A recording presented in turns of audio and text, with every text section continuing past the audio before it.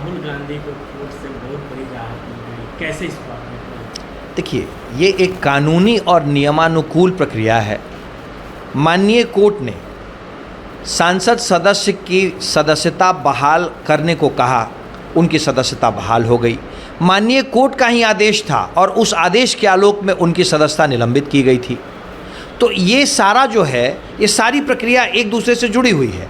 कानून के अनुसार, कानून सम्मत जो प्रक्रिया थी, उसी प्रक्रिया का पालन किया गया। ये भारतीय जनता पार्टी की सरकार है।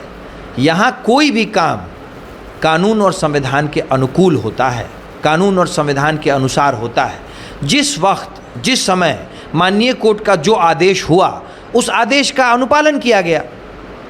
ललन सिंह के एक बयान आया है कि 2024 में बीजेपी का खाता तक के नहीं खुलेगा। इधर कुछ दिनों से तो लग रहा है कि ललन सिंह जी की तबीयत ख़राब है, और ये बात मैं इसलिए नहीं कह रहा, मैं व्यक्तिगत तौर पे किसी भी राजनीतिक व्यक्ति के ऊपर व्यक्तिगत टिप्पणी नहीं करता हूँ, पर माननीय ललन सिंह जी जो कि राष्ट्रीय नेता हैं, राष्ट्रीय अध्यक्ष हैं बिहार में सत्तारूढ़ दल के, उनका बयान जिस तरीके से और उनका बिहेवियर जिस तरीके से रहा लोकसभा में, और पिछले कुछ दिनों से जो वो बातें कर रहे हैं, उससे तो ऐसे ही लग रहा है कि या तो उनकी राजनीतिक समझ खत्म हो गई है या उनकी तबीयत ठीक नहीं है। वैसे मैं आपको बता देता हूं कि ये सब फ्रस्ट्रेशन में कही गई बातें होती हैं। जनता दल यूनाइटेड आज उस स्थिति में पहुंच गया है कि अपने पॉलिटिकल सर्वाइवल के लिए उसको लालू प्रसाद यादव और उनके परिवार की तरफ देखना पड़ रहा है। जनता दल यूनाइटेड के सबसे बड़े नेता नीतीश कुमार जी आज सिर्फ कुर्सी पे बने रहने के लिए वो सब काम करने को तैयार हो गए हैं जिन चीज़ों का पिछले 30 साल में उन्होंने विरोध किया। नीतीश जी बिहार में आए ही जंगल राज को दिखा करके, उसका डर दिखा करके, और आज नीतीश जी ही जंगल राज 3 के प्रणेता हो गए हैं। ललन सिंह जी हर तरीके से लालू प्रसाद यादव और उनके परिवार के भ्रष्टाचार को उजागर करने में लगे रहते थे, और आज वही ललन सिंह लालू प्रसाद यादव के दरवाजे पे दरबान की तरह खड़े नज़र आ रहे हैं। तो ये तो पॉलिटिकल फ्रस्ट्रेशन है।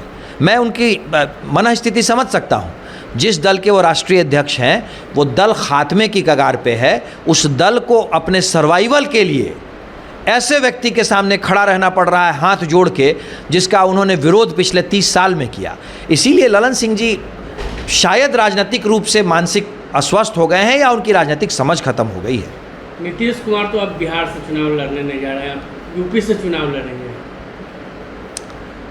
नीतीश कुमार जी का बिहार में अब कुछ नहीं हो सकता है, ये नीतीश जी भी जान रहे हैं।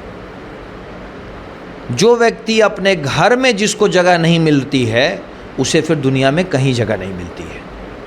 नीतीश कुमार जी बिहार से अगर बाहर जाते हैं तो सिर्फ और सिर्फ वो राजनीतिक संन्यास के लिए जाएं, उसी में उनकी बेहतरी है।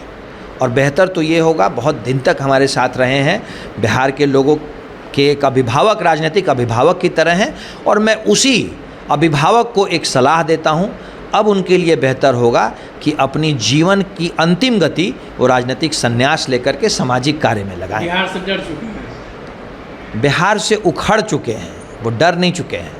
बिहार से राजनीतिक रूप से नीतीश कुमार उखड़ चुके हैं। बिहार में फिर से जंगल राज फिर से आ गया क्या? ये तो आप खुद देख लें। शाम 7 बजे तक अगर आप अपने घर नहीं पहुंचते हैं तो आपके परिवार वाले चिंतित हो जाते हैं। पटना के एसएसपी इस बात को प्रेस कॉन्फ्रेंस में कहते हैं कि पटना में रोज़ 1 हत्या हो रही है, रोज़ 4 लूट हो रही है, और रोज़ 1 बाइक लूट की वारदात हो रही है। पटना के एसएसपी खुद कहते हैं। इससे ज़्यादा शर्मनाक क्या होगा? और इस प्रदेश के मुख्यमंत्री और गृह मंत्री चुपचाप इस जंगल राज को बढ़ावा दे रहे हैं, देख रहे हैं। लाचार हैं, बेचारे हैं, और बिहार से वो उखड़ चुके हैं, वो इस बात को समझते हैं। अगर ये वीडियो पसंद आई और वह बिहार के राजनीति और बिहारियत से सरोकार रखेनी तो सब्सक्राइब बटन दबा के चैनल के सब्सक्राइब कर ली। ओजे एगो घंटी बा, ओकरा बटन दबा देला से कुल सटीक और मारक खबर रुआ मुफ्त में मिल जाई। अगर रुआ पत्रकारिता के हमनी के नया प्रयोग में सहयोग कर चाहतानी तो ज्वाइन बटन दबा दी। पेटीएम नंबर नोट कर ली 9386816700। धन्यवाद।